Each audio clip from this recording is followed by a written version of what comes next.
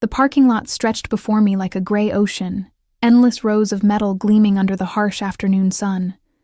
My feet ached in shoes 2 sizes too small, hand-me-downs from my older sister, and the weight of the grocery bags cut into my palms, leaving angry red marks that would take hours to fade. I shifted the bags, trying to redistribute the weight, and caught a whiff of the day-old bread I'd bought at discount. It smelled vaguely sweet, tinged with the promise of going stale soon. I was invisible here. I'd always been invisible. The supermarket job barely covered rent, and even that was slipping through my fingers like water. Mrs. Patterson had called me into her office yesterday, her voice syrupy with false sympathy as she'd explained that my hours were being redistributed,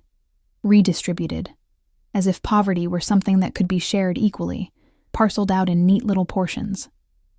I'd smiled and nodded, swallowing the bitter taste of fear that rose in my throat. Now, weaving between cars toward my ancient Honda, more rust than paint, I let my mind wander to the electric bill waiting on my kitchen counter. 30 days past due. The notice had been printed in aggressive red letters, as if my financial failure needed to be color-coded for emphasis. I wasn't watching where I was going. The sickening crunch of metal against metal snapped me back to reality. My shopping bag had swung wide as I'd turned, and the corner, reinforced with cheap cardboard, had scraped along the side of a car, not just any car, a Mercedes. Sleek, black, and so pristinely polished I could see my horrified reflection in its surface. No, no, no, I whispered, dropping to my knees beside the damage. The scratch ran at least 8 inches, a violent silver line cutting through the perfect paint job. My hands trembled as I touched it, as if somehow I could smooth it away, erase this moment from existence. The car probably cost more than I'd earn in 5 years. I glanced around the parking lot, empty. No witnesses to this disaster. No owner storming toward me with justified rage. Just me, the scratch, and the crushing weight of consequence settling onto my shoulders like a physical thing. I should have walked away. God, I should have just walked away. But my mother's voice echoed in my head, stern and uncompromising. We may be poor, Emma, but we're not dishonest. She'd died 3 years ago, cancer eating through her body while medical bills ate through any savings we'd managed to scrape together. Her moral compass, however, had survived intact in my memory, pointing true north even when every practical instinct screamed at me to run. I fumbled in my purse for a pen in the back of a receipt. My handwriting came out shaky, barely legible. I'm so sorry. I accidentally scratched your car. Please call me so I can make this right. Emma Wright, 555-0147. I read it twice, shame burning in my chest, then wedged the paper under the windshield wiper. The gesture felt simultaneously noble and stupid. How exactly was I going to make this right? I couldn't even afford to fix the dent in my own car door. The walk back to my Honda felt like a death march. I'd forgotten about it by the next morning. Not truly forgotten. The scratch haunted the edges of my consciousness like a persistent headache. But I'd shoved it into the category of problems I couldn't solve, alongside the electric bill and my dwindling bank account. The supermarket was unusually busy for a Thursday morning. Apparently, there was some sort of sale on organic produce that had drawn the wealthy crowd from the north side of town. They moved through the aisles with the casual confidence of people who'd never checked a price tag, filling their carts with imported cheeses and wine that cost more per bottle than my weekly grocery budget. I was restocking the cereal aisle when my phone buzzed. Unknown number. My thumb hovered over the decline button. Telemarketers, probably, or worse, a collections agency. But something made me answer, pressing the phone to my ear with my shoulder while I continued shelving boxes of cornflakes. Hello? Silence. Not empty silence, but the kind that held weight. Someone was there, breathing, considering. Emma Wright? The voice was male, deep, and carried an accent I couldn't quite place. Eastern European, maybe. Each word was precisely articulated, as if English were a language he'd learned through careful study rather than natural acquisition. Yes? My heart began a slow, heavy drumbeat against my ribs. You left a note on my car yesterday. The cereal box slipped from my fingers, hitting the floor with a hollow thud. Oh God, yes. I'm so sorry, I didn't mean. The bag just swung out and I was babbling. Words tumbling over each other in a desperate rush to explain, to apologize, to somehow make this fixable. Where are you now? He didn't sound angry. That was somehow worse. His tone was neutral, flat, giving away nothing. "I'm at work. Harris Supermarket on 5th Street, but after my shift I was already calculating. If I skipped lunch for a month, maybe 2. If I picked up extra hours, I'll be there in 20 minutes. Wait, you don't have to." The line went dead. I stood in the cereal aisle, phone still pressed to my ear, and felt the first tendrils of real fear curl around my spine. Something about that voice, about the absolute certainty in his words, suggested this was not a man accustomed to being contradicted. Not a man who made requests, only statements. 20 minutes. I glanced down at my uniform, a polyester vest over a cheap white shirt, both stained with the morning's mishaps. My hair was pulled into a messy ponytail, and I couldn't remember if I'd even put on mascara this morning. Not that it mattered. This wasn't a social call. This was Judgment Day. The minutes crawled by with agonizing slowness. I tried to focus on work, on arranging boxes into neat rows, but my hands wouldn't stop shaking. Mrs. Patterson walked past, frowning at my obvious distraction, and I forced myself to move faster, to look productive. 18 minutes. What would he look like? I'd constructed an image in my mind. Middle-aged, probably balding, the kind of self-important businessman who drove luxury cars to compensate for personal inadequacies. He'd yell, threaten to sue, demand payment I couldn't provide. Maybe he'd be reasonable. Maybe we could work out some sort of payment plan. Maybe. 23 minutes after the call, the automatic doors at the front of the store slid open. I was at the register by then, covering someone's break, and I had a perfect view of the entrance.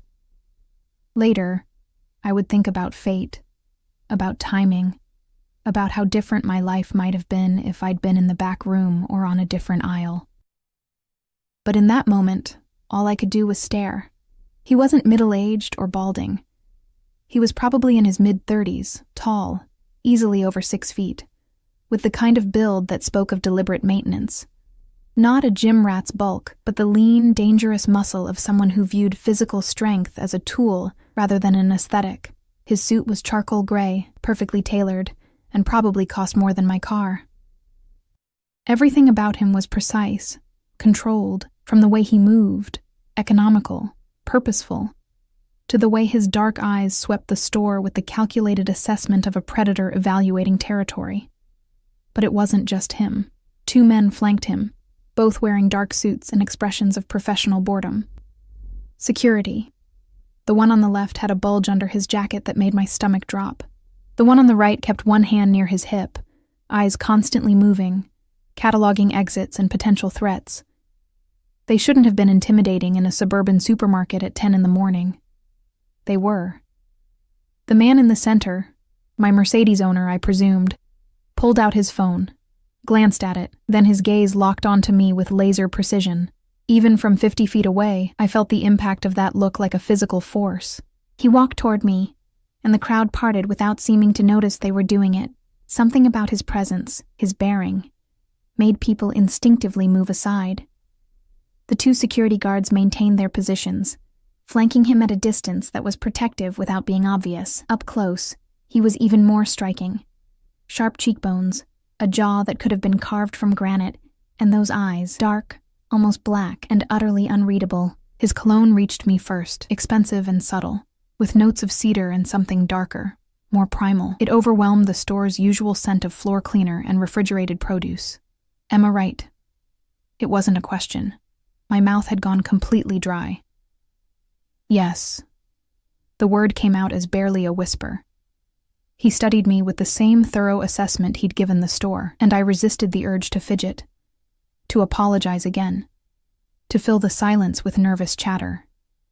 His gaze moved from my face to my uniform to my hands, still slightly trembling, and something flickered in his expression.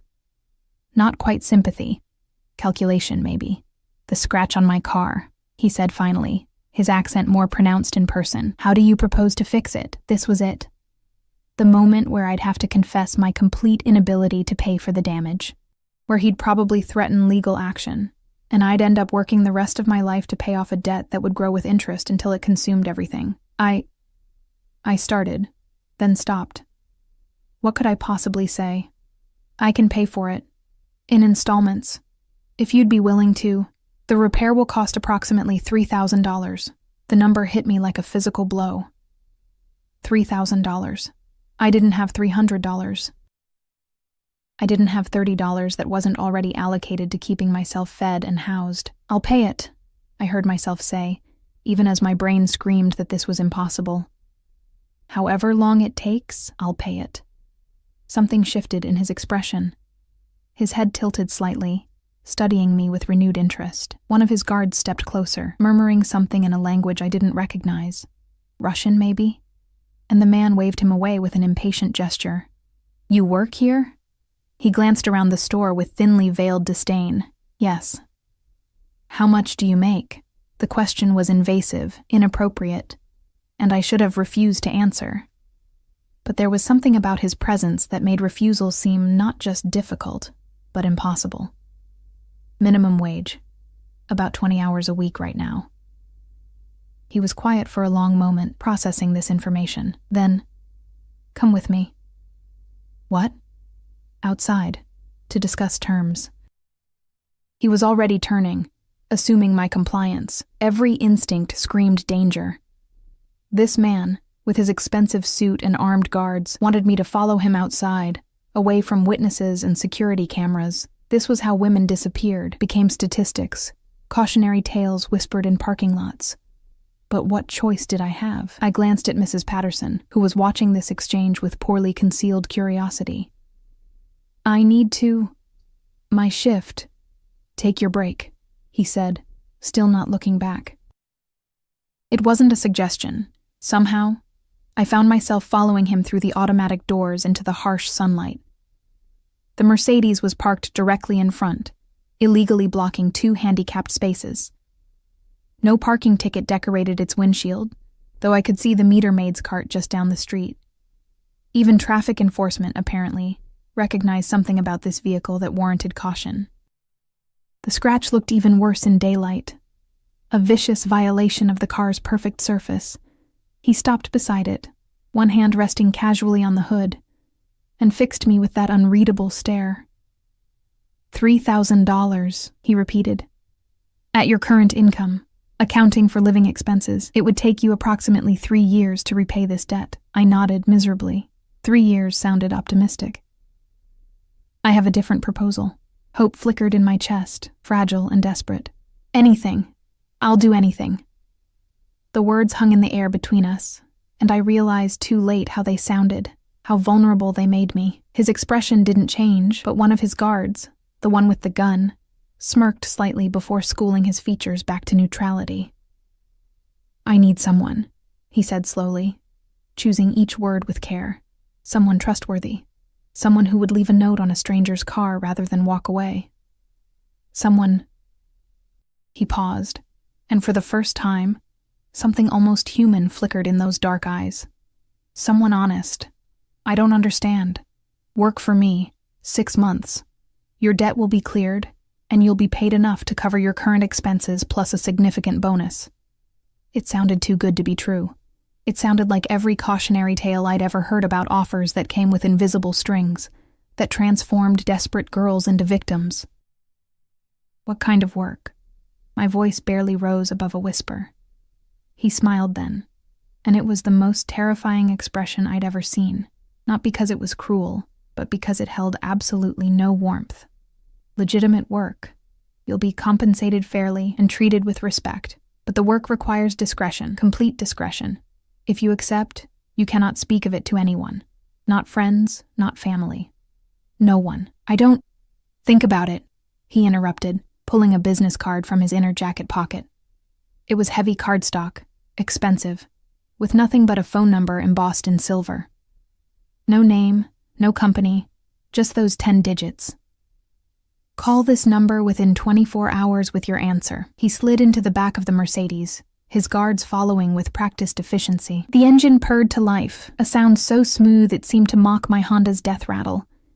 And the car glided away, leaving me standing in the parking lot with a business card in my shaking hands, and the terrible certainty that I'd just been offered a deal with the devil. I had no idea that the devil's name was Alexei Volkov, or that by tomorrow morning, my choice would set in motion a series of events that would shatter everything I thought I knew about safety, danger, and the razor-thin line between the two.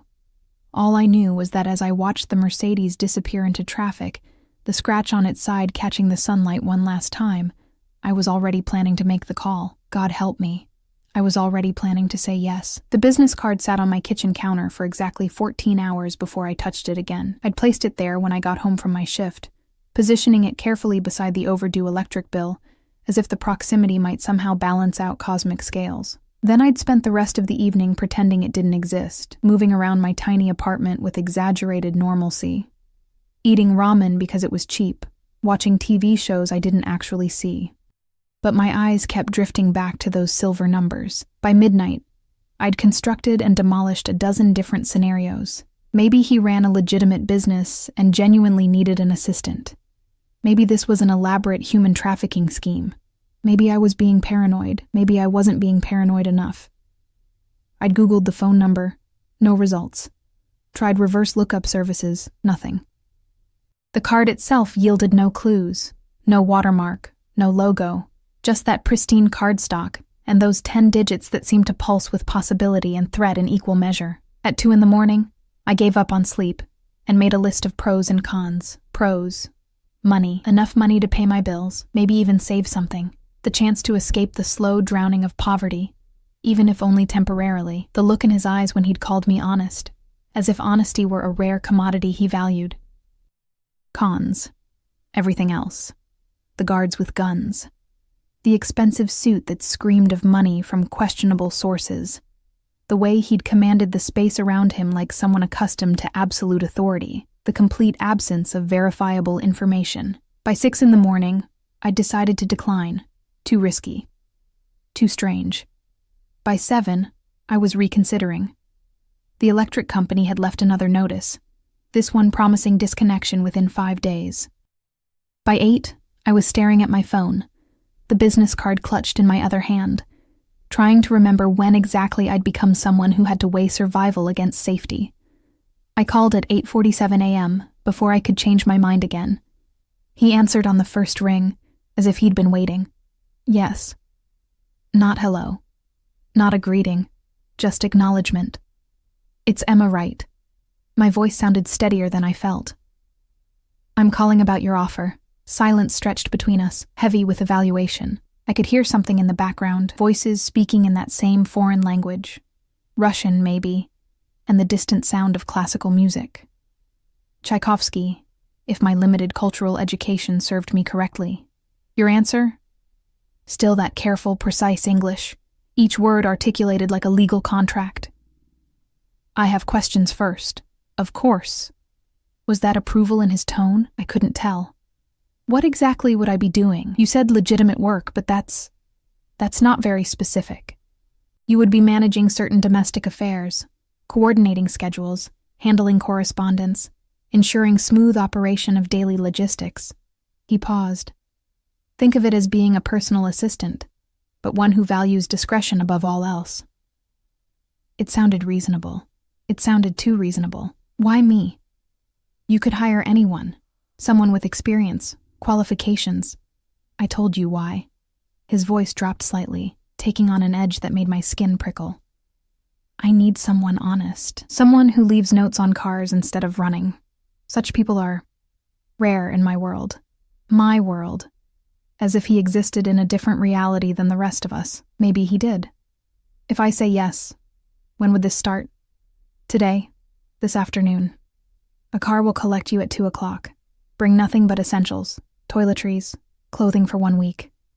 Everything else will be provided. My heart hammered against my ribs. Wait, I'd be living. Where exactly? That will be explained when you arrive. You'll have your own quarters, complete privacy, and freedom to leave during designated hours. Another pause.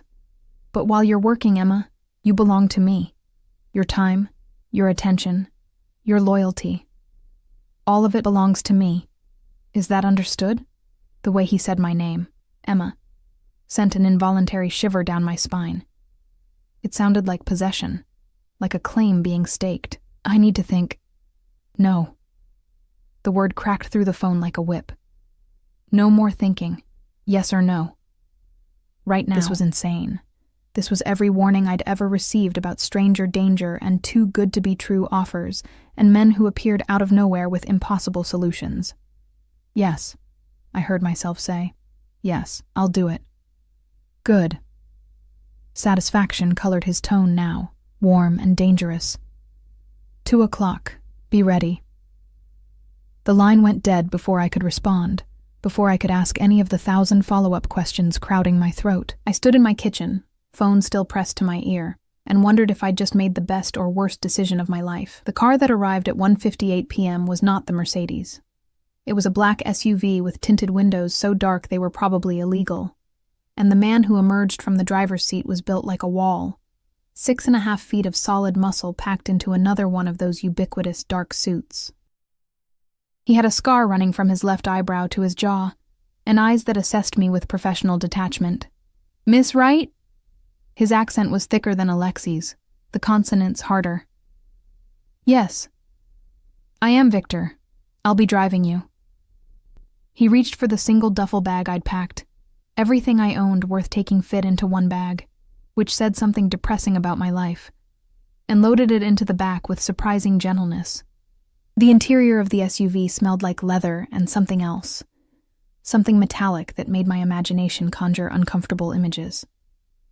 Victor held the door open, waiting with infinite patience as I hesitated on the curb. This was it. Last chance to run. I climbed in. The drive took 40 minutes, winding through the city and then out into the suburbs I'd only ever seen from bus windows. The houses grew larger, the lots more expansive, until we were passing estates hidden behind stone walls and iron gates. Old money neighborhoods where gardeners cost more than my annual salary. Victor didn't speak during the drive, and I didn't try to force conversation. Instead, I watched the world transform outside the window, watched my reality shift from cramped apartments and discount supermarkets to manicured lawns and imported cars. We turned onto a private road, actual private, with a guardhouse and a barrier that lifted automatically at our approach. The guard inside nodded at Victor with familiar respect. The house at the end of the drive wasn't a house. It was an estate, all stone and glass and architectural ambition, sprawling across what must have been at least 5 acres. Gardens surrounded it, precisely maintained, and I could see what looked like a pool house in the distance, larger than my entire apartment. "Mr. Volkov is expecting you," Victor said, speaking for the first time since we'd left. He pronounced the name with a reverence that bordered on religious. Volkov, the O sounds deep and round. Volkov, so that was his name. I rolled it around in my mind, testing the weight of it. The front door opened before we reached it, and a woman appeared, 50s, steel-gray hair pulled into an immaculate bun, wearing what I could only describe as a housekeeper's uniform, updated for the 21st century. Her expression was neutral, but her eyes were sharp, cataloging everything about me in 2 seconds flat. "Miss Wright, I'm Mrs. Chen. I manage the household staff." Her English was perfect, accentless. "Mr. Volkov is in a meeting, but asked me to show you to your quarters and explain your duties." Duties. Right, this was a job, not a kidnapping. I had to keep reminding myself of that. Mrs. Chen led me through the house, and I tried not to gape like a tourist. Marble floors, artwork that looked museum quality, furniture that probably had provenance documents and insurance policies. Everything was immaculate, elegant, and somehow cold, despite the obvious expense. "The main house has 32 rooms," Mrs. Chen explained as we climbed a curved staircase that belonged in a palace. "Mr. Volkov's private quarters are in the East Wing. Staff quarters are in the West Wing, including yours. You'll have access to most of the house, but the East Wing is strictly off-limits unless specifically summoned." "How many staff are there?" 12 permanent, not counting security. Cook, housekeepers, maintenance, drivers. You'll meet them gradually." She stopped in front of a door on the 2nd floor. "These are your rooms. Rooms, plural." She opened the door onto a suite that was easily 3 times the size of my apartment. A bedroom with a 4-poster bed, a sitting area with a small sofa and desk, and through another door, a bathroom done in cream marble with a tub deep enough to swim in. "Your clothing is in the closet," Mrs. Chen continued, moving to open a walk-in closet I hadn't noticed. Inside hung at least a dozen outfits. Dresses, pants, blouses, all in my size, all looking expensive. Mr. Volkov had them sent over this morning.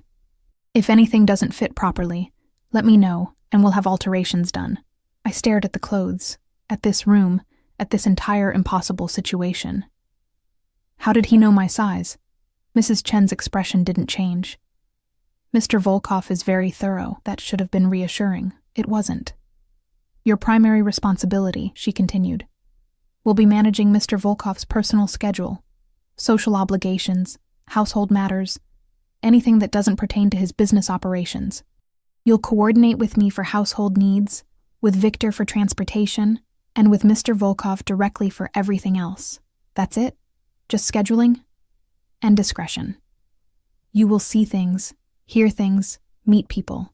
You will remember nothing and repeat nothing. This is not optional, Miss Wright. This is survival. The word hung in the air between us, stark and terrifying in its honesty.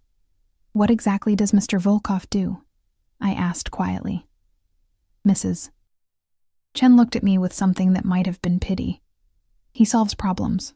Very expensive problems. Beyond that, you don't need to know, and you definitely don't want to ask.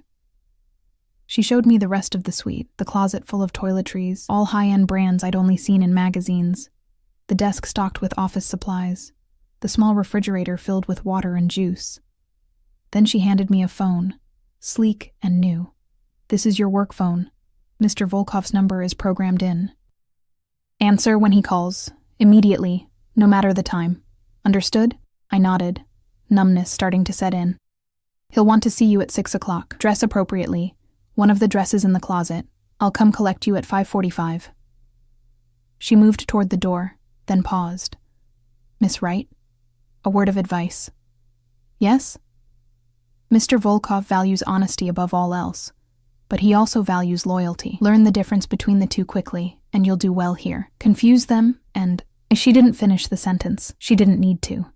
The door closed behind her with a soft click, and I was alone in my golden cage. I sat on the edge of the bed, so soft it felt like sitting on a cloud, and tried to process what I'd agreed to. This wasn't a job. This was indenture. Servitude dressed up in expensive sheets and designer clothes.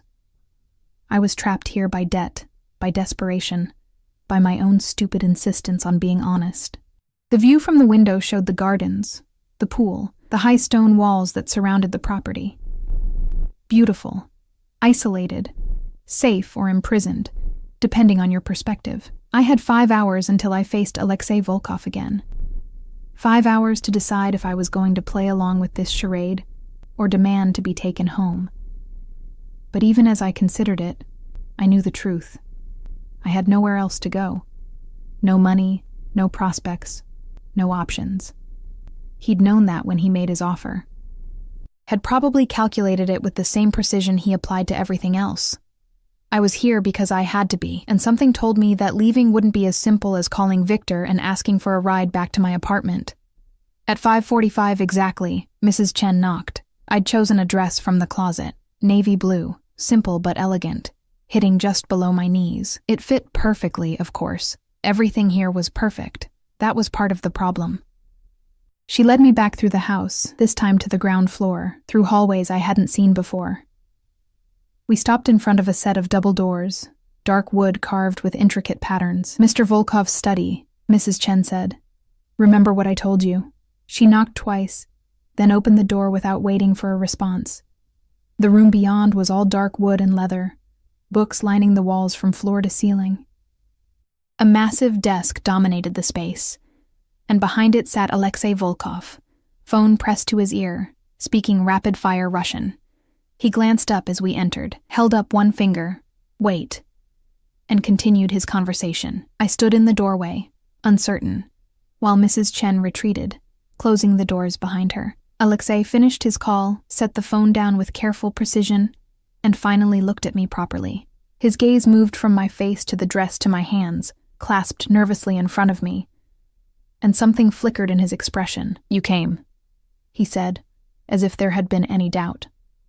I said I would. People say many things, few follow through. He stood, moving around the desk with that predatory grace I remembered from the supermarket. "The dress suits you. Thank you." The words felt inadequate, childish. He stopped a few feet away, close enough that I could smell his cologne again, cedar and darkness, but not close enough to touch. "Are you afraid of me, Emma?" The question caught me off guard. "Honesty," Mrs. Chen had said. He valued honesty. "Yes," I admitted. "Good." He smiled. And it was that same terrifying expression from before, beautiful and utterly without warmth. Fear means you're paying attention. Fear keeps you safe. He moved to a side table where crystal decanters sat, amber liquid catching the light. "Drink?" "No, thank you." He poured himself 2 fingers of what looked like whiskey, neat.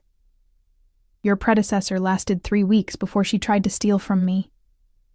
My blood went cold. What happened to her? She returned what she took and left. Alive, unharmed, but significantly poorer. He took a sip, watching me over the rim of the glass. "I'm not a monster, Emma, but I am not a fool either. People who work for me are compensated generously. In return, I expect absolute loyalty. I understand." "Do you?" He set the glass down, moved closer. "I don't think you understand yet. Not really. You see the house, the money, the obvious power. But you don't yet see what that power means.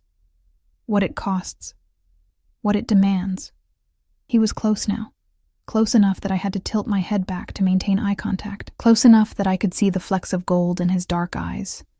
Could count the faint lines at the corners that spoke of stress or age or violence witnessed. "I'm going to tell you something," he said quietly, "and then we're never going to discuss it again. Are you listening?" I nodded, not trusting my voice. "I am not a good man. The things I do, the business I conduct, the problems I solve, none of it would meet with your approval if you knew the details. But I operate by a code, Emma. I protect what's mine. I honor my agreements, and I never, ever lie." His hand came up, and I flinched involuntarily. He paused, something dark crossing his features, then very slowly, very carefully, brushed a strand of hair behind my ear. The touch was gentle, almost tender, and somehow that made it more terrifying than any threat. "You're mine now," he whispered. "For 6 months, you belong to me. Your safety is my responsibility. Your well-being is my concern. But in return, your loyalty is absolute. Can you do that?" I should have said no, should have demanded to leave, to escape, to get as far from this man and his beautiful prison as possible. "Yes," I breathed. His smile this time held something new, satisfaction, possession, and underneath it all, a hunger that made my stomach drop and my pulse quicken in equal measure. "Then let's begin." The first week passed in a blur of careful choreography and unspoken rules. I learned the rhythm of the house, how Mrs. Chen appeared at precisely 7 each morning with coffee and a detailed schedule, how Victor drove Alexei to various locations throughout the city, returning at unpredictable hours, how the other staff moved through the rooms like ghosts, efficient and silent, their eyes carefully averted whenever Alexei was present. I learned which doors were locked, always the east wing, always Alexei's private quarters, and which rooms I was expected to manage. The formal dining room that seated 20 but was never used. The library with its thousands of books in multiple languages. The sitting room where Alexei occasionally entertained guests. Men in expensive suits who spoke in low voices and left with sealed envelopes. I learned not to ask questions. But mostly I learned about Alexei himself. He rose at 5:30 each morning, already dressed in immaculate suits by the time I saw him at breakfast. He drank his coffee black, read 3 newspapers simultaneously, 2 in Russian, 1 in English, and took exactly 6 phone calls before 8 a.m. His schedule was a puzzle of meetings that Mrs. Chen called appointments, with a meaningful emphasis, lunches that lasted hours, and evening obligations that required my coordination but never my presence, except when they did. "Tonight," he said on Thursday morning, not looking up from the financial section, "you'll accompany me to dinner." I paused in the act of reviewing his calendar. "I will?" "Yes. 8 o'clock. Victor will bring you something appropriate to wear." Finally he glanced up and I caught the flash of something, amusement, challenge, in his dark eyes. Have you eaten at Rousseau before? Rousseau? The restaurant that required reservations 6 months in advance and had a dress code so strict they'd once turned away a senator's wife for wearing the wrong shoes. I'd seen it featured in magazines, always photographed in that soft focus way that made everything look like a dream. No, I admitted. You'll enjoy it. He returned to his newspaper, dismissing me. Then, as I reached the door, Emma? I turned. Yes? Wear your hair down. It wasn't a request. The dress Victor delivered at 6 o'clock was black silk, simple in cut but devastating in execution. It hugged every curve I had and suggested curves I didn't, falling to mid-thigh in a way that was elegant rather than provocative.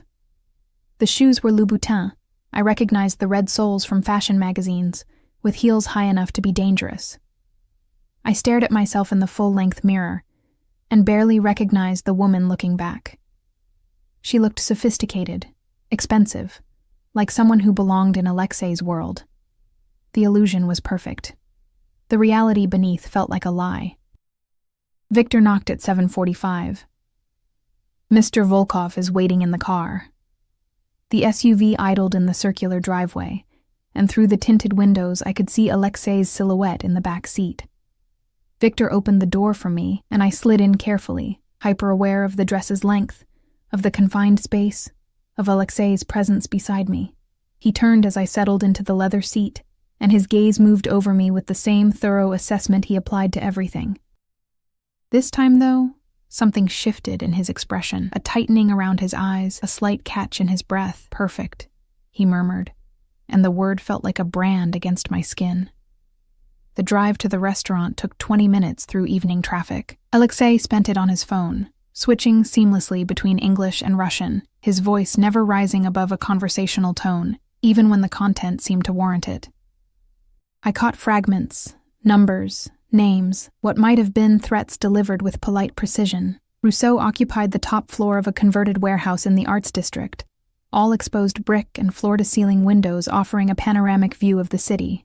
The hostess greeted Alexei by name, her smile professional but warm, and led us past the crowded dining room to a private alcove tucked away from prying eyes. Mr. Volkov, your usual table. It's lovely to see you again.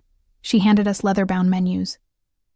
Stefan will be serving you tonight, alone with him in the intimate space, separated from the other diners by a half wall of frosted glass. I felt the weight of his attention settle on me like a physical thing. You're nervous, he observed, not unkindly. I've never been anywhere like this. The admission slipped out before I could stop it. Then let me guide you. He signaled the waiter. Stefan, tall and angular with the bearing of someone who took wine very seriously. We'll have the tasting menu, and bring the Chateau Margaux, the 2015. Stefan's eyebrows rose slightly.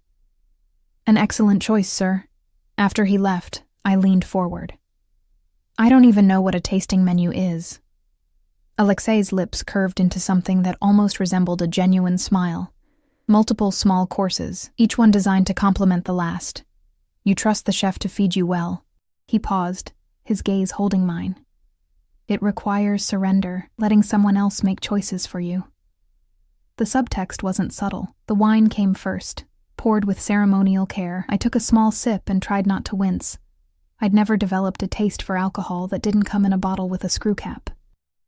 But Alexei watched me with such focused attention that I forced myself to take another sip, then another, until the warmth spread through my chest and loosened some of the tension coiled in my shoulders. The first course arrived, something delicate on a small plate, arranged like art. I followed Alexei's lead, watching how he held his silverware, how he took measured bites, treating the food with the same precision he applied to everything else. Why am I here? I asked after the third course. Duck, I think, though it barely resembled any duck I'd ever seen. You could have come alone. I'm never alone, he corrected, and I realized it was true. Victor waited outside, I'd seen, and 2 other men in dark suits had positioned themselves at strategic points throughout the restaurant, their eyes constantly moving, cataloging threats. But I'm rarely accompanied by someone who isn't on my payroll in a professional capacity. I'm on your payroll. That's different. He set down his fork, giving me his complete attention. You're here because I wanted you here, because I'm curious about you, Emma Wright with her honest eyes and her scratched cars.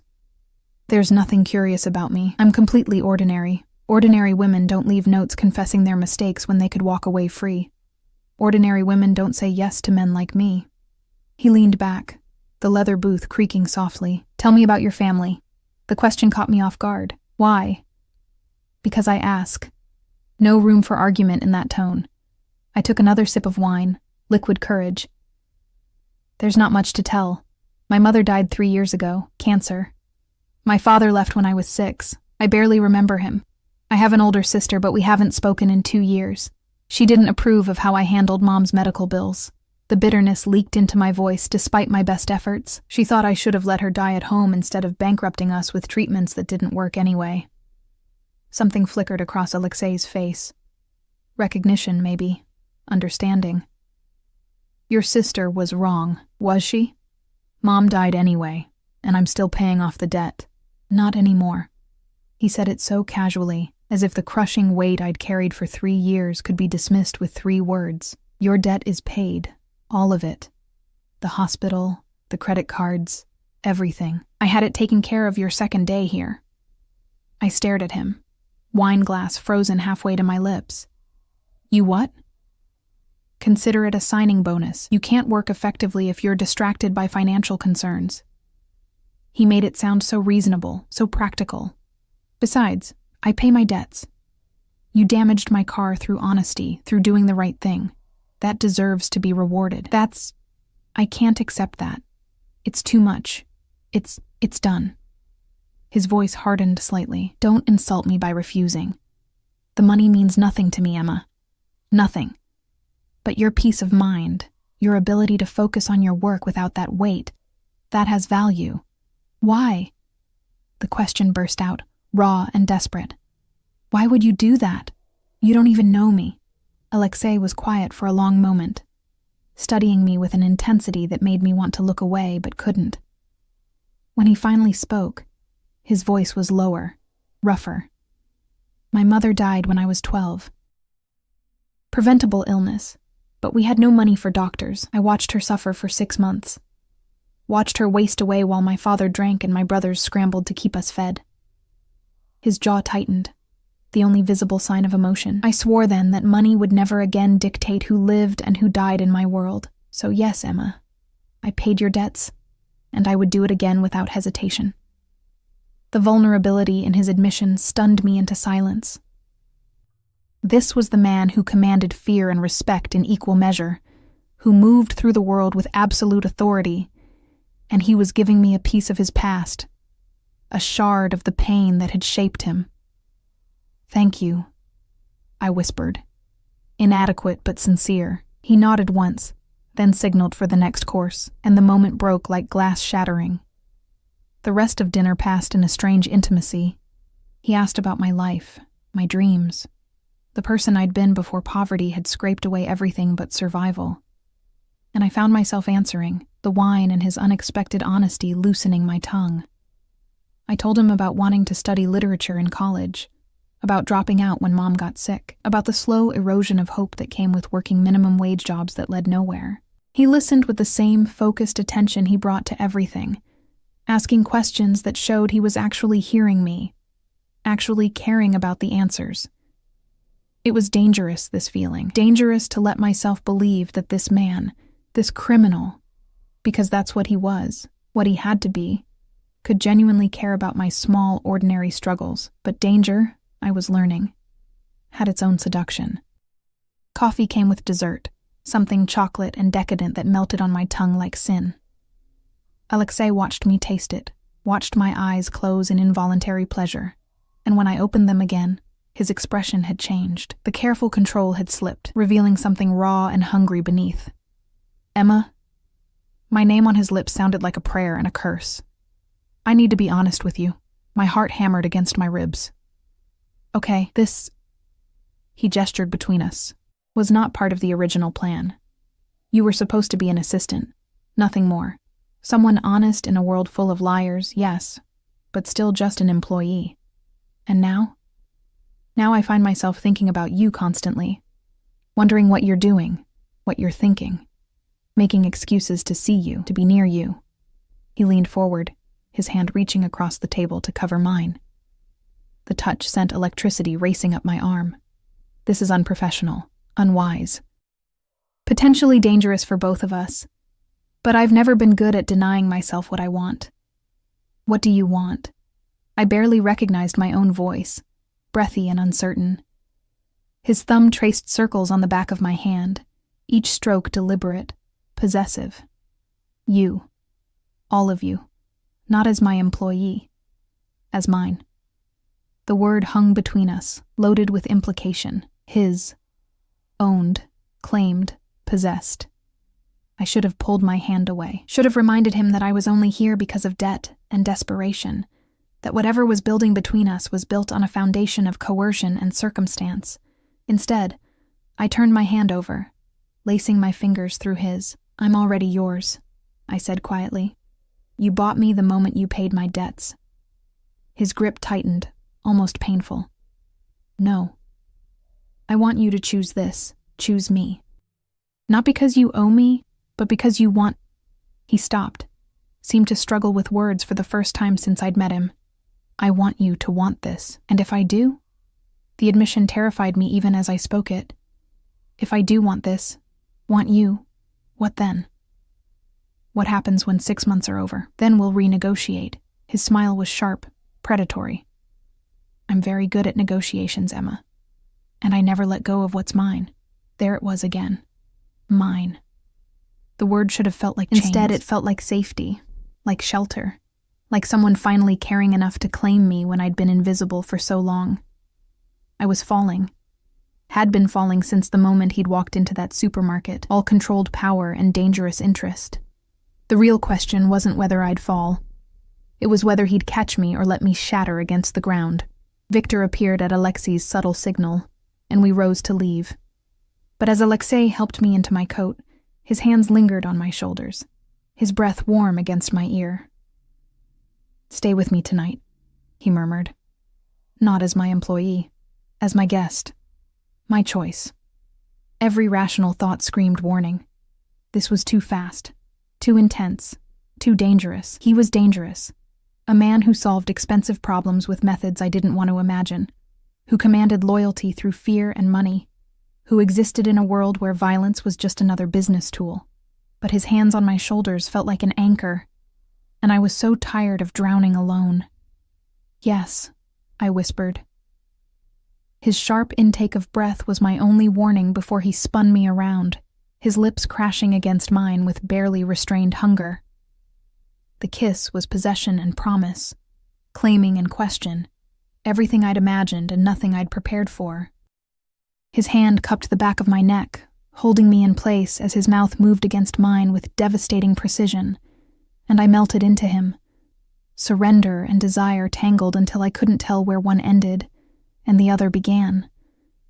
When he finally pulled back, his eyes were black with want, his careful control fractured into something raw and real. Come, he commanded, taking my hand.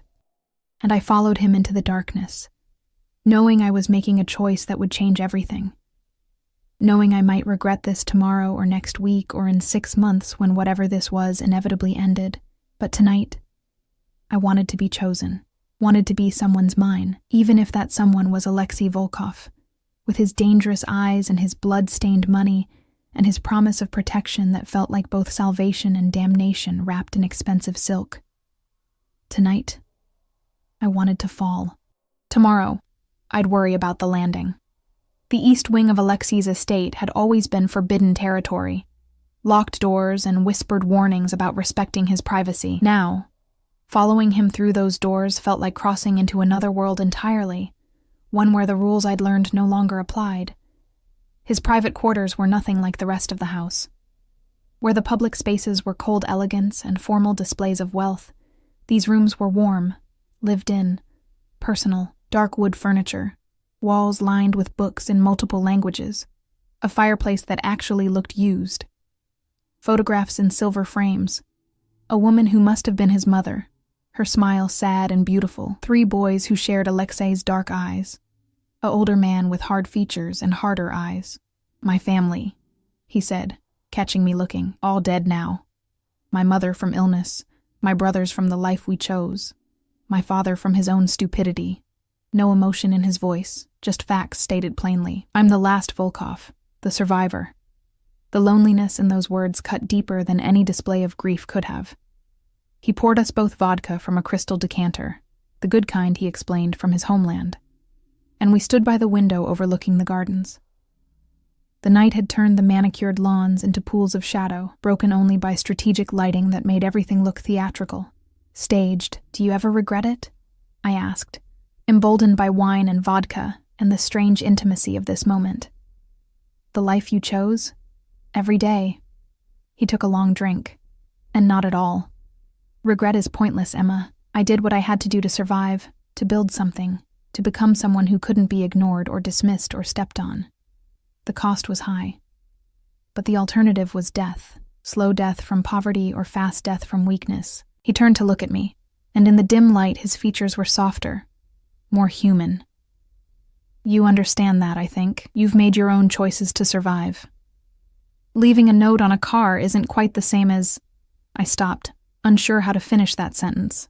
As becoming a criminal? He smiled without humor. No, probably not.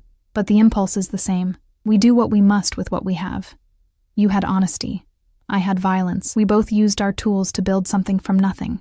He set down his glass and moved closer, until I could feel the heat radiating from his body, could smell that cedar cologne mixed with vodka, and something darker, more primal. I'm going to kiss you again, he said, giving me time to refuse, to step back, to reclaim the professional distance that had protected us both. And then, I'm going to take you to my bed, and if at any point you want to stop, you say so, and Victor will drive you back to your quarters. No consequences, no judgment. Do you understand? My mouth had gone dry. Yes. Then say it. Say you want this. I want this. The words came out stronger than I felt. I want you. This kiss was different from the restaurant. Slower, deeper, a deliberate claiming rather than an explosion of need. His hands moved to my waist, pulling me against him, and I went willingly, my fingers tangling in his hair, as he walked me backward toward the bedroom. The room beyond was all dark colors and masculine simplicity. A massive bed dominating the space. More books stacked on nightstands. Another fireplace casting flickering shadows across the walls. He laid me down on sheets that felt like liquid silk, and I watched as he shrugged off his jacket, loosened his tie. Each movement precise and controlled, even now. You're beautiful, he murmured, his hand tracing the line of my jaw, down my neck, along my collarbone. So fucking beautiful, it makes me want to lock you away where no one else can see you. The possessiveness should have scared me. Instead, it sent heat pooling low in my belly. That sounds like a very expensive prison, I managed. His laugh was low, rough. The most expensive, golden bars and silk chains. His lips followed the path his hand had traced, pressing kisses to my skin that felt like brands. Would you let me keep you, Emma, if I asked? You're not asking. You're taking. No. He pulled back, his eyes boring into mine with fierce intensity. I take many things. Money, power, respect. But not this. Not you. This you have to give. And there it was. The choice he'd promised me at the restaurant. The chance to walk away, to preserve whatever dignity I had left, to refuse to be another possession in his collection of expensive things. I reached up and pulled him down to me, my answer written in the way I opened for him. Surrendered to him. Let him consume me with kisses and touches that mapped every inch of exposed skin. Then, I'm giving. I whispered against his mouth, I'm giving you everything. What followed was tender and rough in equal measure. Alexei's control fraying as his hands explored, as his mouth found places that made me gasp and arch into him. He undressed me slowly, reverently, each piece of clothing removed like unwrapping something precious. And when he finally claimed me fully, completely, it felt like both destruction and creation, the death of who I'd been and the birth of something new, something that belonged to him in ways that terrified and thrilled me. After, we lay tangled in sheets damp with sweat and satisfaction. his arm heavy across my waist, his breath warm against my shoulder. "Stay," he murmured, already half asleep. "Stay here. In my bed, in my house, in my life." I already agreed to 6 months. Fuck 6 months. His arm tightened around me. "Stay forever. Forever." The word hung in the air between us, impossible and perfect in equal measure. I didn't answer. I just pressed closer to his warmth and let myself drift, pretending for a moment that forever was something people like us could actually have. I woke to shouting. The bedside clock read 3:47 a.m., and Alexei's side of the bed was empty, the sheets already cold. I sat up, disoriented, trying to place the voices coming from somewhere below. Angry, rapid-fire Russian, punctuated by the occasional English curse. I should have stayed in bed, should have pulled the sheets over my head and pretended I heard nothing, remembered nothing, understood nothing. That was survival in Alexei's world. Instead, I pulled on his discarded shirt. It fell to mid-thigh, smelling of cedar and him, and crept to the door. The hallway was dark except for light spilling from the staircase. I moved toward it on bare feet, keeping to the shadows, driven by curiosity that would probably get me killed one day. The voices were clearer now, coming from what I recognized as Alexei's study. 3 distinct speakers, all male, all angry. Completely unacceptable, Alexei. You know the rules about personal involvement. I don't answer to you, Dmitri, Alexei's voice cold as winter. I don't answer to anyone. You answer to the Bratva, a different voice, older, harder. You always have. Your brothers understood that. Your father understood. My father was a drunk who died choking on his own vomit. My brothers were idiots who got themselves killed over pride and stupidity. I built this organization into something that matters, something that has real power. And I did it by knowing when to follow rules and when to break them. And the girl? Dmitri again. That's you breaking rules? The silence that followed made my blood run cold. The girl, Alexei said slowly, each word carved from ice, is not your concern. She's a liability, a witness, a potential problem that could compromise everything we've built. She's mine. The words cracked through the study like a gunshot.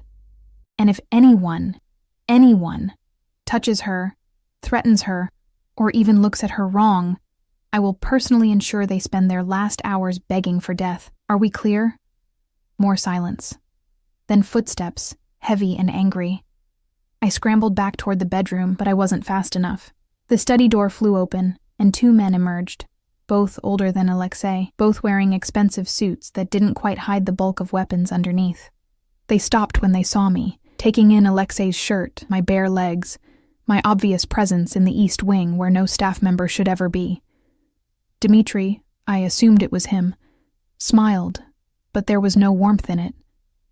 So this is the honest girl. The one who leaves notes on cars. I couldn't speak, couldn't move. Fear had turned my legs to stone. Get out. Alexei's voice came from behind them, and when they turned, I saw his face. Cold fury barely contained, every line of his body radiating deadly intent. Both of you, now, before I forget we're supposed to be on the same side. They left, but not before Dmitri threw one last look at me. Assessment and threat wrapped together. The front door slammed hard enough to rattle the windows. Alexei stood in the hallway, fists clenched at his sides, breathing hard. When he finally looked at me, some of the fury drained away, replaced by something that might have been concern. You shouldn't have come downstairs. I heard shouting. I was worried. Worried. He laughed, but there was no humor in it. You should be worried about yourself, Emma. You should be fucking terrified. Do you understand what you've gotten yourself into? No, I admitted, but I'm starting to get an idea. He moved toward me, and I forced myself not to flinch. His hands came up to cut my face, thumb brushing across my cheekbone with unexpected gentleness. I told you I'm not a good man, but I need you to understand, truly understand, what that means. The people you just saw, they're part of the Bratva, the Russian organization I work for, work with, lead in this territory, and they're right to be concerned about you. Why? Because you make me weak. The admission seemed to pain him, because for the first time in 15 years, I give a fuck about something other than power and money and respect. Because I would burn this entire organization to ash before I let anyone hurt you. And that makes me vulnerable, predictable. I didn't ask you to care about me. No, you didn't. His smile was bitter. You just left an honest note on a car and destroyed every fucking wall I'd built. You just existed, all vulnerable and brave and real in a world full of liars and killers. And now, I can't let you go. Then don't. I covered his hands with mine. I'm here. I'm choosing to stay. Whatever that means, whatever comes, I'm choosing you. You don't know what you're choosing. Then show me. I held his gaze, refusing to look away. Show me your world, all of it. The good, the bad, the parts that will probably give me nightmares. I'd rather know than be protected by ignorance. He studied me for a long moment, searching for something. Fear, maybe, or second thoughts. Whatever he saw must have satisfied him, because he nodded once, sharp and decisive. Okay, tomorrow I'll show you who I really am, what I really do. And after that, you can decide if you still want to stay. I'll stay, I said with more confidence than I felt. We'll see. He pulled me back toward the bedroom and we climbed into bed, but this time there was no passion, no heat. Just him holding me like I might disappear. His face buried in my hair, his breathing gradually slowing. Alexei, I whispered into the darkness, what did they mean about your brothers? About them being idiots? His arms tightened around me. They challenged the wrong people, made threats they couldn't back up, thought the family name would protect them. A pause. It didn't. Family means nothing in this world without the power to defend it. I learned that lesson. They didn't. And your father? Drank himself to death after my mother died. Couldn't handle the guilt of killing her with his negligence. His voice was flat, emotionless. I was 16. Dmitri and the others took me in, taught me the business, shaped me into what I am now. In a way, I owe them everything. But you don't like them. I respect them. I honor my obligations to them, but like? He laughed quietly. No, Emma. I don't like anyone except... He didn't finish the sentence, but his meaning was clear. We lay in silence after that, both pretending to sleep, both knowing the other was awake. Outside, the first hints of dawn began to lighten the sky. Soon, the house would wake, the staff would begin their routines, and the careful illusion of normalcy would resume, but nothing was normal anymore. I'd crossed into Alexei's world, and there was no going back. Tomorrow, he'd show me the darkness he lived in, and I'd have to decide if I could survive there, or if some prices were too high, even for someone as desperate as I'd been. His breathing finally evened out, deep and regular, and I let myself relax into his warmth.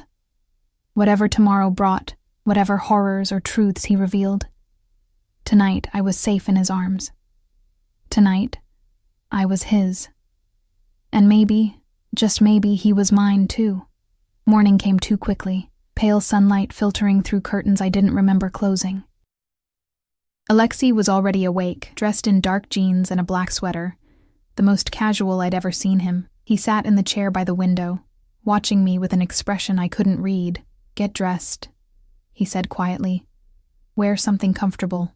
We're going out. Mrs. Chen had left clothes outside the bedroom door. Jeans, a soft cashmere sweater, boots. I dressed quickly, hyper-aware of Alexei's gaze tracking my every movement. When I emerged from the bathroom, he was waiting by the door, car keys in hand. No Victor today? I asked. No Victor. No guards.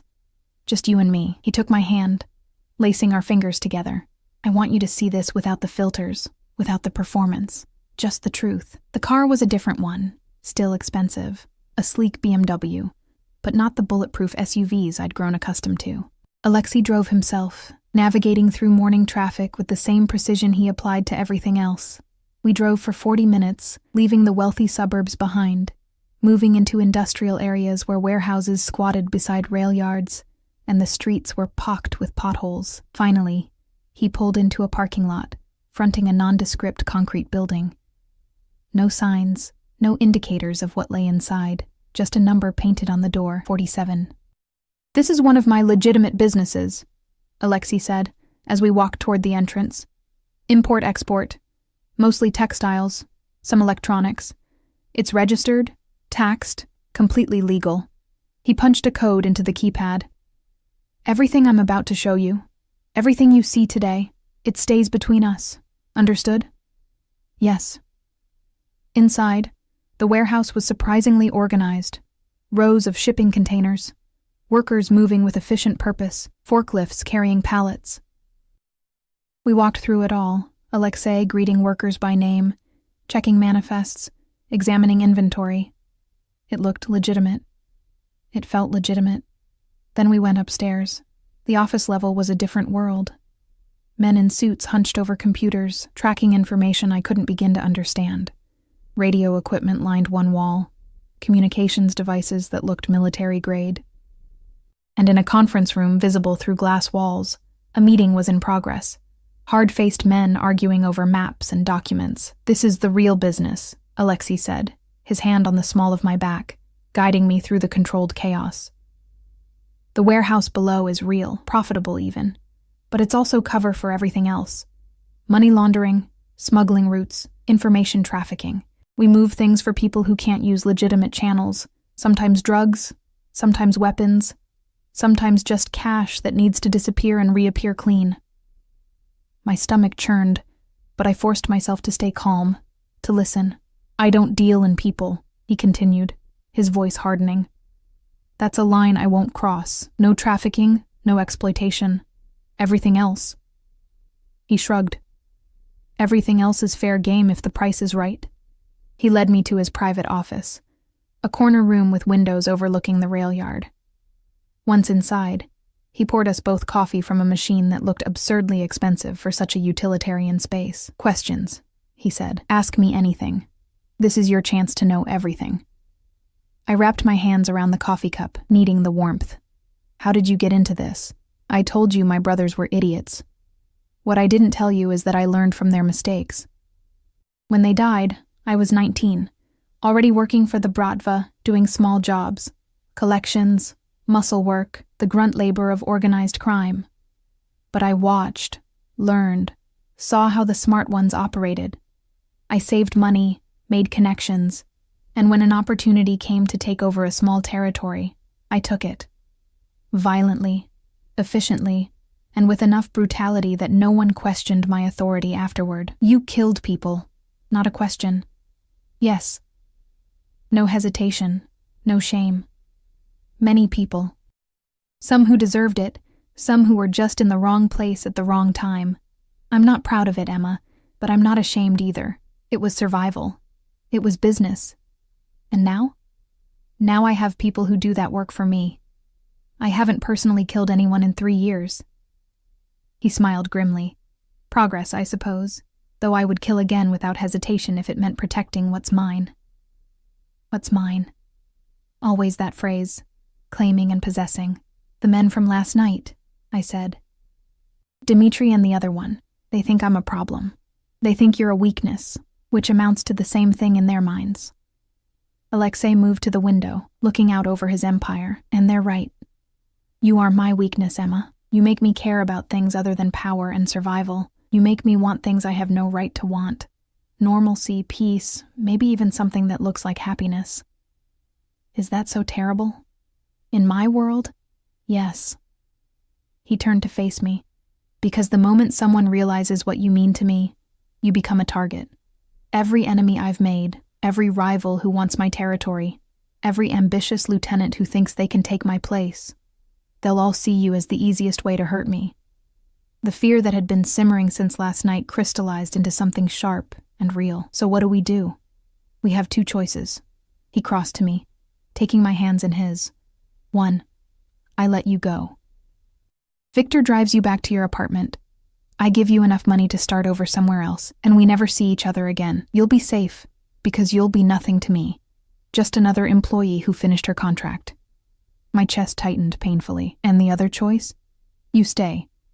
You become officially mine, not as an employee, not as temporary arrangement, but as my partner. My woman. Under my protection permanently. His grip tightened. But that means accepting everything that comes with it. The danger, the violence, the constant threat. It means learning to live with security, with restrictions on your freedom, with the knowledge that people might try to hurt you to get to me. That's not really a choice, I whispered. You're asking me to choose between losing you and living in constant danger. No, I'm asking you to choose between safety and me. There's a difference. He pulled me closer. I can keep you safe, Emma. I have the resources, the power, the people. But I can't make your life normal. I can't give you the quiet, peaceful existence you probably deserve. I can only give you luxury and danger wrapped in silk and steel. I looked up at him, at this man who terrified and attracted me in equal measure, who'd somehow become essential to me in the span of 2 weeks. The smart choice, the safe choice, was obvious. Walk away. Take the money. Build a life far from here, far from him, far from the violence and darkness that surrounded him like a cloak. But when had I ever made the smart choice? I stay, I said firmly. I choose you. Danger and all. His exhale sounded like relief and resignation mixed together. You're either incredibly brave or incredibly stupid, probably both. He kissed me then, hard and desperate, like he was trying to convince himself this was real, that I was real and choosing him despite everything. When he pulled back, his forehead rested against mine, his breathing unsteady. There's something else you need to know, he said quietly. The man who got you pregnant, my blood turned to ice. What? I had you investigated when you left the note. Standard procedure. I needed to know who I was dealing with. He pulled back slightly, studying my face. You had a child 6 months ago. A daughter. She's in foster care because you couldn't afford to keep her. Tears burned my eyes. That wound was still raw, still aching. I didn't have a choice. I had nothing. No money, no support, no way to... My voice broke. The father, Alexei continued, his voice taking on an edge. His name is Marcus Chen. He works for me. Or he did, until 3 days ago. The world tilted. What? He's a low-level operator, runs numbers, handles small transactions. About 8 months ago, he stole from me. Not much, just $20,000, but theft is theft. I've been looking for him ever since. His jaw tightened. Imagine my surprise when my investigation into you revealed he was your daughter's father, a man who got you pregnant, abandoned you, and then stole from me. The symmetry is almost poetic. Horror crawled up my spine. Alexei, what did you... I found him yesterday. He's alive, if that's what you're worried about. But he's paid back what he stole with interest. His kneecaps will heal eventually. He said it so casually, like breaking someone's legs was equivalent to filing a complaint. But more importantly, I made him sign over all parental rights. He'll never come near you or your daughter again. I should have been horrified, should have been disgusted by the violence, by the casual brutality. Instead, I felt something else. A savage satisfaction that Marcus had finally faced consequences for what he'd done to me. My daughter, I whispered. Sophia. Her name is Sophia. I know. Alexei's expression softened. And if you want her back, if you want to be her mother, I can make that happen. I have lawyers, connections, resources. I can navigate the foster system, expedite the process, ensure you get custody. She could be home within a month. The offer hung between us, massive and terrifying, and exactly what I'd dreamed of since the day I'd handed her over to the social worker. My arms empty and my heart shattered. Why would you do that? I asked through tears. She's not yours. She's not your responsibility. No, she's not. He wiped away my tears with his thumb, gentle, despite the violence those same hands had inflicted on Marcus. But you're mine, and that means your daughter is under my protection too. I told you, Emma. I protect what's mine, all of it. I collapsed against him, sobbing into his chest as he held me, stroking my hair and murmuring in Russian, words I didn't understand, but that sounded like comfort, like promises. I want her back, I choked out. I want my baby back. Then you'll have her. He kissed the top of my head. I'll start the process today. Mrs. Chen can help prepare a nursery. Whatever you need, whatever Sophia needs, it's yours. We stood there in his office overlooking his criminal empire while I cried for everything I'd lost and everything I might get back.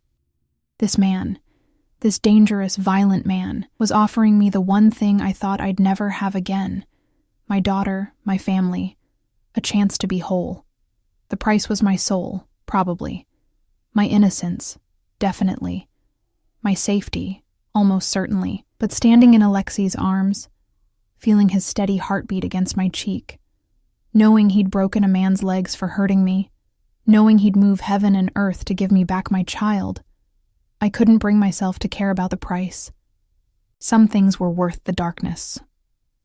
3 weeks later, Sophia came home. She was 6 months old, all chubby cheeks and dark curls, and when the social worker placed her in my arms, I felt something in my chest crack open. All the love I'd locked away, all the hope I'd suffocated, flooding back in a rush that left me breathless. Alexei watched from the doorway of the nursery he'd had created, a room done in soft pastels with every possible baby item money could buy. His expression was unreadable, but when Sophia looked at him and smiled, something in his face softened. "She likes you," I said, settling into the rocking chair with my daughter. Children are good judges of character, or terrible ones, depending on your perspective. He moved closer, one finger reaching out to touch Sophia's tiny hand. She grasped it immediately, holding on with surprising strength. "She has your eyes. And her father's hair." I still couldn't think of Marcus without anger, but it was distant now, dulled by satisfaction that he'd paid for what he'd done. "She's beautiful." Alexei crouched beside the chair, his attention split between me and Sophia. "You're both beautiful. My girls. My girls." Another claim, another possession. But this time I didn't mind. Mrs. Chen knocked softly. "Mr. Volkov, Dmitri is here for the meeting." Alexei's jaw tightened. "Tell him I'll be down in 5 minutes." After she left, he turned back to me. "I need to handle business. Will you be all right?" "We'll be fine." I smiled, more genuinely than I had in months. "Go. Do what you need to do." He kissed me softly, then pressed another kiss to Sophia's forehead. "I'll be back in an hour. Victor is stationed outside if you need anything." I watched him leave, this man who'd destroyed my life and rebuilt it into something unrecognizable. This criminal who'd given me back my daughter. This monster who held me like I was precious. Sophia gurgled in my arms, her tiny hand still grasping at air, at me, at everything. She had no idea what world she'd been born into, what darkness surrounded the pretty nursery and expensive toys. Maybe that was for the best. I rocked her gently, humming a lullaby my mother used to sing, and tried not to think about the future, about the dangers that would always hover at the edges of our lives, about the violence that bankrolled our security, about the precarious balance between the love I felt and the darkness that enabled it. For now, I had my daughter back. I had Alexei's protection, his resources, his fierce and possessive devotion. I had everything I'd never dared to hope for. And if the price was living in the shadows, learning to look away from the blood on his hands, accepting that my safety came from his capacity for violence, well, I'd already made that choice. I'd made it the moment I left a note on a scratched car, setting in motion a series of events that had led me here, to this nursery, to this man, to this strange and dangerous version of happiness. The sound of raised voices drifted up from below. Alexei and Dmitri, arguing again about something I didn't understand and didn't want to. Tomorrow there would be more arguments, more threats, more careful navigation of the violent world Alexei inhabited. But tonight, I had my daughter in my arms, and the promise of Alexei returning to us when his business was done. Tonight, that was enough.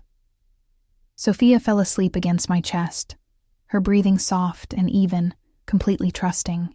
I held her close, breathing in her baby's sweet scent, and made a silent vow. I would protect her from this world as long as I could.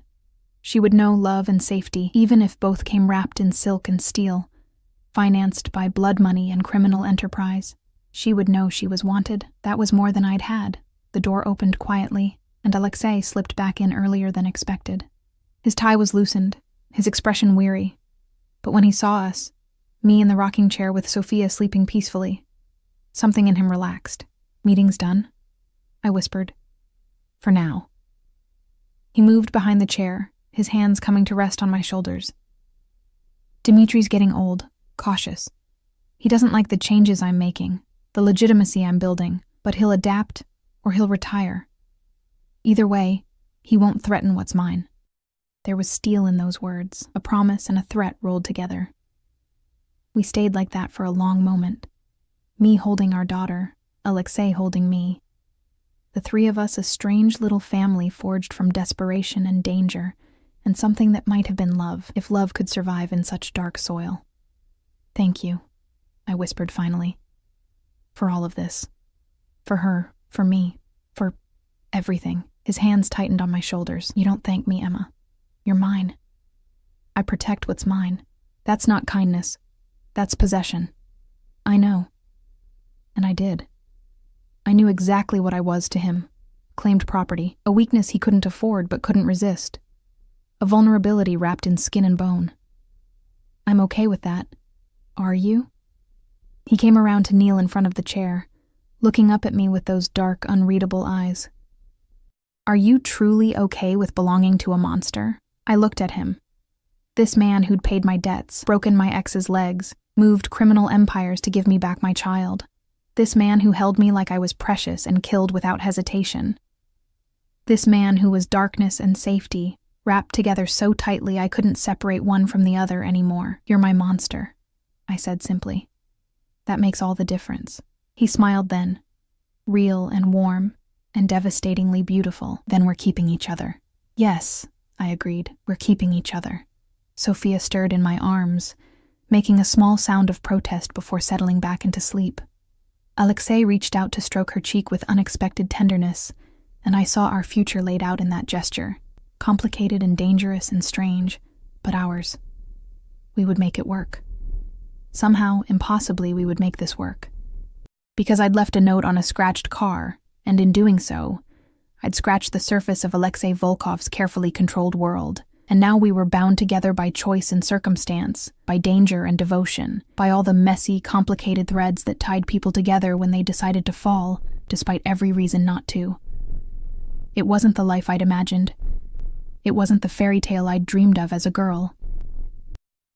But standing in a nursery bought with blood money, holding a daughter reclaimed through violence, loved by a man who promised possession instead of partnership, I found I didn't care. This was my life now, our life, and I wouldn't trade it for anything. Outside, the sun set over Alexei's estate, painting the gardens in gold and shadow. Tomorrow would bring new challenges, new threats, new careful negotiations of the dangerous world we inhabited. But tonight, we were safe. We were together. We were whole, and in the end, that was all that mattered.